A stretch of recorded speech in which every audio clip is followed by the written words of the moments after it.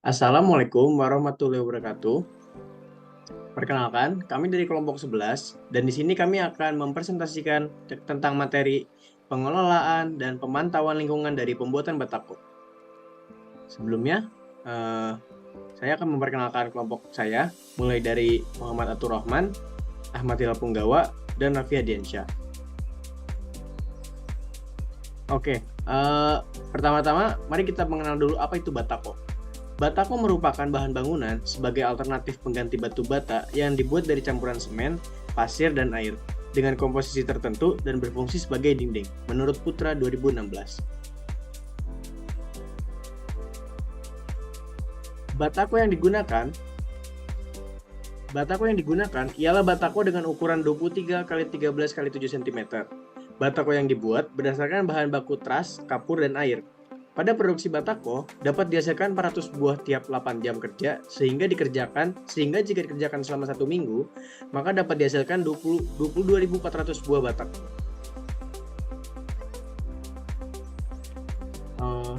Selanjutnya kita akan membahas tentang pengelolaan lingkungan. Pengelolaan lingkungan adalah pendekatan terencana dan berkelanjutan dalam mengelola dan melindungi lingkungan alamiah dan sumber daya alamnya. Tujuan dari pengelolaan lingkungan adalah untuk mempertahankan, melindungi, dan meningkatkan kualitas lingkungan agar dapat mendukung kehidupan manusia dan ekosistem lainnya dalam jangka panjang. Dalam konteks pembuatan batako, pengelolaan lingkungan adalah suatu pendekatan yang bertujuan untuk mengurangi dampak negatif terhadap lingkungan yang mungkin timbul selama proses produksi. Selanjutnya, pengelolaan lingkungan itu kesadaran atau paksaan sih? Pengelolaan lingkungan itu bisa berdasarkan kesadaran dan bisa juga berdasarkan paksaan. Pengelolaan lingkungan sendiri berdasarkan kesadaran itu dilakukan karena kita sadar bahwa sebagai manusia harus menjaga lingkungan. Jika berdasarkan paksaan, hal ini bisa aja terjadi karena tidak adanya kesadaran dan diperlukan suatu peraturan agar pengelolaan itu tetap dijalankan. Sebenarnya, banyak sekali faktor yang membuat setiap orang melakukan pengelolaan lingkungan, namun secara umum dilakukan karena mendapatkan suatu keuntungan atau benefit.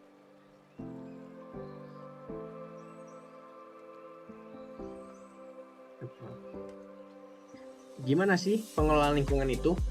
Banyak sekali paradigma yang ada pada pengelolaan lingkungan, namun ada hal-hal yang harus diubah dalam paradigma tersebut. Salah satunya pada bidang bisnis. Apa aja nih? Yang pertama, dari yang awalnya pengelolaan di akhir proses, maka harus diubah dengan pengelolaan dari awal proses hingga akhir prosesnya. Yang kedua, dari yang bersifat wajib, menjadi rasa sukarela dan sadar akan pentingnya pengelolaan lingkungan.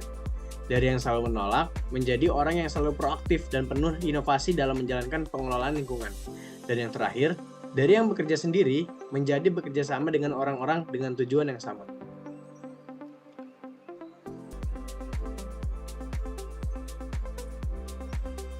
Nah, pada bagian bawah atau pada bagian dasarnya, yaitu komitmen, pola pikir, dan kepedulian lingkungan. Berdasarkan hierarki sebelumnya, hal di atas yang menjadi lantai dasar terkait pengelolaan lingkungan. Hal tersebut didasarkan pada kesadaran pribadi masing-masing. Namun, belum dalam kelompok yang besar. Hal ini juga berkaitan dengan bagaimana dengan lingkungan sekitar dan bukan hanya tentang keuntungan bisnis saja. Namun, jika sudah ada dasar dari 3 hal tersebut, maka proses hierarki dapat dilanjutkan hingga paling atas, yaitu ekoefisiensi.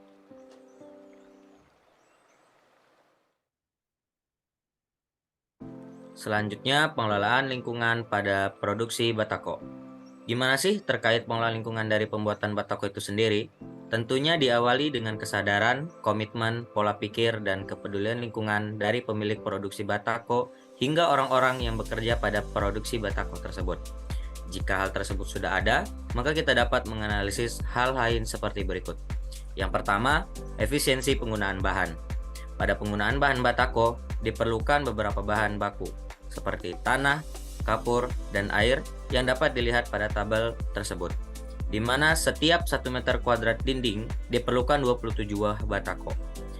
Pada proses pembuatan batako, sebaiknya dilakukan analisis lebih lanjut agar penggunaan bahan baku dapat dikurangi.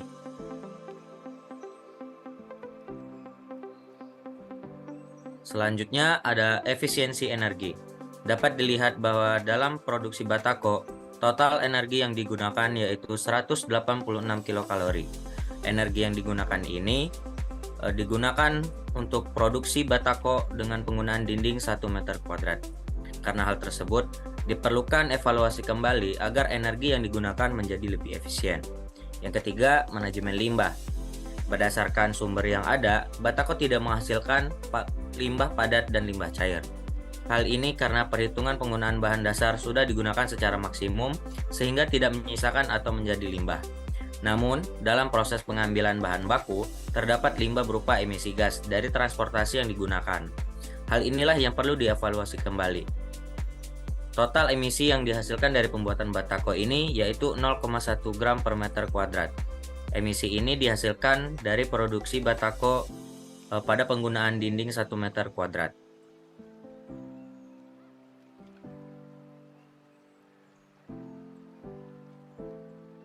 Yang terakhir, pengelolaan air. Meski dalam pembuatannya menggunakan air secara maksimal, penggunaan air harus dikurangi sebisa mungkin atau dapat menggunakan metode daur ulang air. Pertimbangan dengan menggunakan sistem penangkap air hujan agar mengurangi ketergantungan terhadap sumber air yang mungkin terbatas.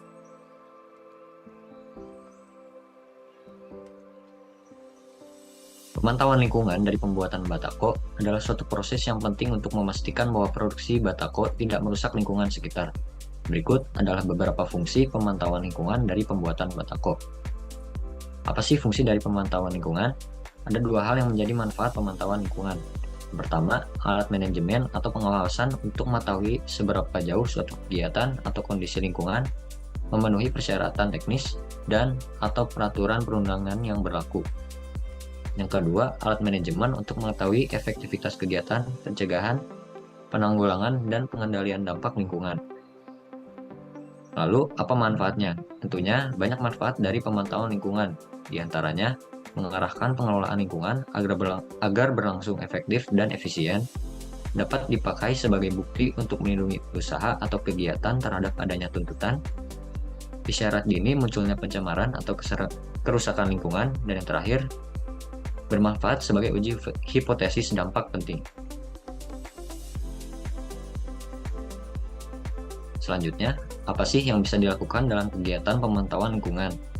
Yang dalam hal ini pada proses produksi batako. Kelompok kami berpendapat, salah satu kegiatan yang bisa dilakukan oleh pemilik produksi batako ialah dengan melakukan analisis dampak lingkungan hidup, serta pembuatan LCA atau Life Cycle Analysis dari pembuatan batako. Dari hal tersebut, beberapa hal dapat dipantau. Di antaranya, yang pertama, pemantauan penggunaan bahan baku. Pada pembuatan batako, pastinya menggunakan pasir, air, dan kapur. Penggunaan bahan baku ini harus dipantau penggunaannya agar digunakan secara efisien. Bahan baku yang didapat juga harus berasal dari sumber yang legal. Dapat dilakukan juga dengan pengembangan dari bahan baku limbah produk lain yang dapat digunakan sebagai bahan pembuat batako. Yang kedua, pemantauan penggunaan energi. Pada proses produksi, penggunaan energi harus dipantau dan dicatat. Dengan pemantauan tersebut dapat dilihat pada bagian mana energi dapat diperkecil penggunaannya. Jika menggunakan alat, upayakan menggunakan energi terbarukan. Yang ketiga, pemantauan pengelolaan limbah. Setiap produksi pastinya menghasilkan limbah. Pemantauan pengelolaan limbah ini dilakukan seperti mencatat jenis dan volume limbah yang dihasilkan. Identifikasi apakah limbah tersebut dapat diolah atau dapat digunakan kembali sebagai bahan baku. Dan yang keempat, pemantauan kualitas produk. Pengujian kualitas produk harus dilakukan secara teratur untuk memastikan bahwa batako memenuhi standar kualitas yang ditetapkan. Identifikasi penyimpangan atau cacat produk yang dapat menyebabkan limbah atau produk batako yang tidak memenuhi standar. Sebisa mungkin produk yang tidak memenuhi standar untuk diolah kembali.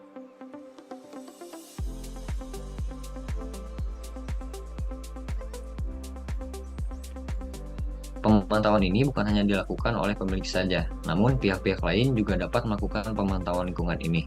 Beberapa pihak yang dapat melakukan pemantauan untuk pembuatan batako, diantaranya yang pertama, karyawan produksi batako.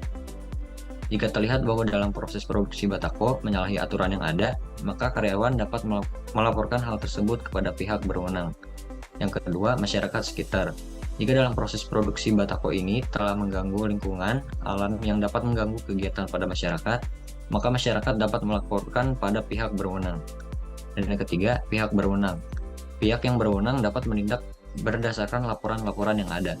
Namun bukan hanya menunggu laporan saja, akan tetapi melakukan tindakan-tindakan pencegahan seperti inspeksi lingkungan, pemantauan dan kesesuaian dengan LCA atau AMDAL yang ada, serta tindakan koreksi dan pencegahan.